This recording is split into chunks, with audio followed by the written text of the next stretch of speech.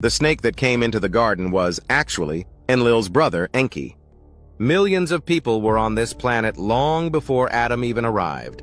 And then Adam was born, the first genetically modified, what they called to perfection, a human being, Homo sapien.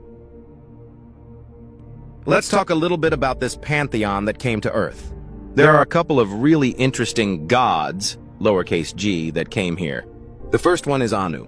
Now, he wasn't the first one here, but he was considered to be the father, head, or the Lord God. He was over the main gods that came to this planet.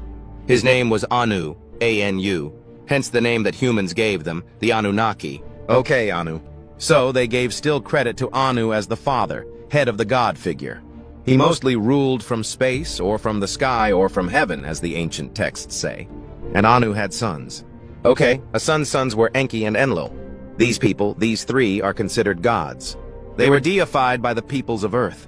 They, masqueraded as gods, except for Enki, E-N-K-I. He kind of had a certain level of empathy and sympathy for human beings.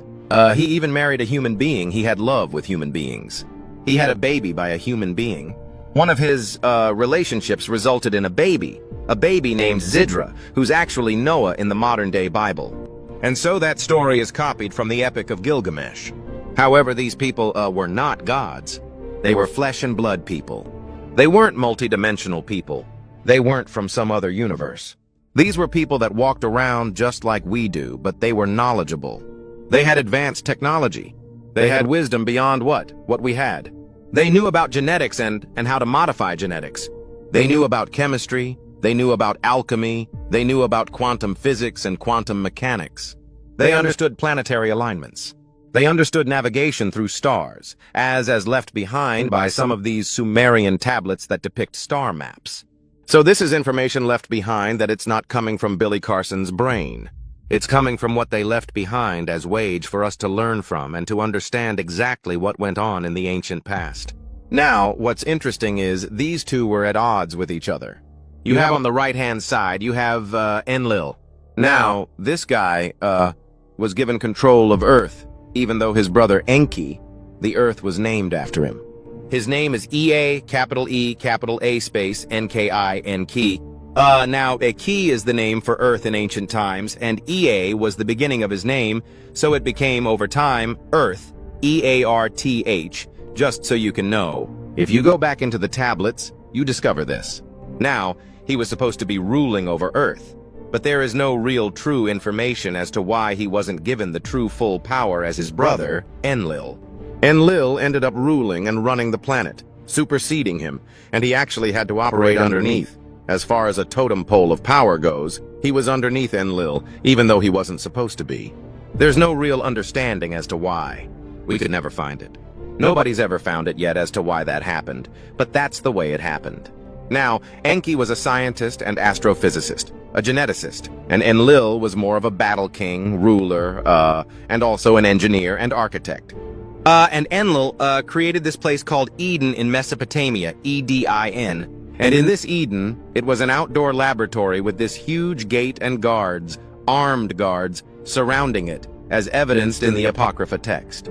So if you read the Book of Adam, you discover that there were armed guards at the gates to Eden, and those armed guards would prevent you from leaving or prevent you from coming in. It wasn't like, hey, you can't come here. It was like, if you come over here, we're going to kill you. And you can read all of that in that's a whole another podcast. Read the Book of Adam in the Apocrypha. It was left out of the Bible on purpose because it's too brutal. Adam. Adam even tries to commit ending his life a couple of times because he's so distraught at what he figured out, what happened, and who they really were. That's in the Apocrypha text. You have these two guys here. Eden's been created, and you have, a lot of these beings coming through in and out that they've been working with creating. So, they started with cloning the existing hominid on this planet, and using this cloning technique, which would create a worker, but then it would fail because the worker would die early, would die rapidly. And also the worker could not reproduce, right? It's like trying to mate once you made a donkey or a mule with a horse, the offspring can't have any babies. So whatever splicing technique they used to do this, the failure point was that they couldn't reproduce. And it was a lot of work to keep creating more and more of these offspring the manual way. So they came up with an idea. Their sister did, actually. She said, "You know what? Tell you what, I'm going to take the baby to term myself." So that was the solution.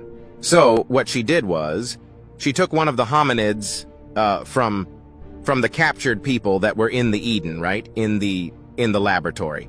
She took an egg out of the woman and added the essence to it, which means they probably genetically modified it or added some DNA or whatever they did. She made a zygote, in modern terms what we call a zygote, inserted it into her womb there during her menses, and then took the baby to full term, 10 months, according to the tablets, 10 months. And then Adam was born, the first genetically modified, what they called to perfection, human being, Homo sapien. So Homo sapien people were already here. Millions of people were on this planet long before Adam even arrived. So, forget that Adam was first and Eve was first, and then they were, there were people here already, and I covered that in the previous video.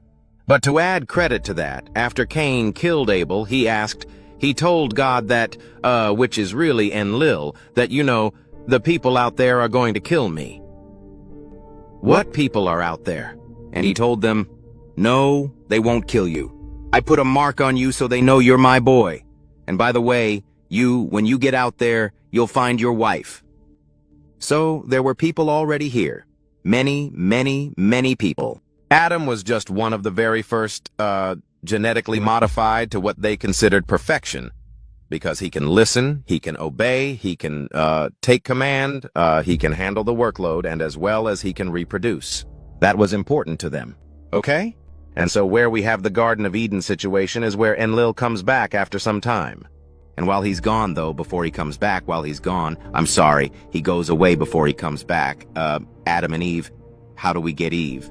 Well, they figured out that Adam was mating with these other splices that they had created, and it wasn't working. So they put him to sleep, and they took some of his DNA out of his bone, and they created Eve as a clone of him. And then they made the two together, and she was able to get pregnant. However, they were in the Garden of Eden, which is an outdoor laboratory setting. They had timed mating sessions. It was like you were cattle. It was timed. It was, "Okay, now it's time for you to go mate. Okay, go back into your area," things like that. And they started mating him and other people that they had created like bucks, right? Just like from the slavery times. Well, anyway, Adam and Eve were in the garden, and they're talking to the serpent. Now you have to remember, in ancient times, the serpent represented wisdom and understanding, knowledge. It had nothing to do with evil. Anywhere you see a serpent depicted in ancient text, tablets, cylinder scrolls, papyruses, it's about wisdom and understanding. You see the two entwined snakes make the caduceus. That's for the medical industry, right? It still is today. They had to do with knowledge.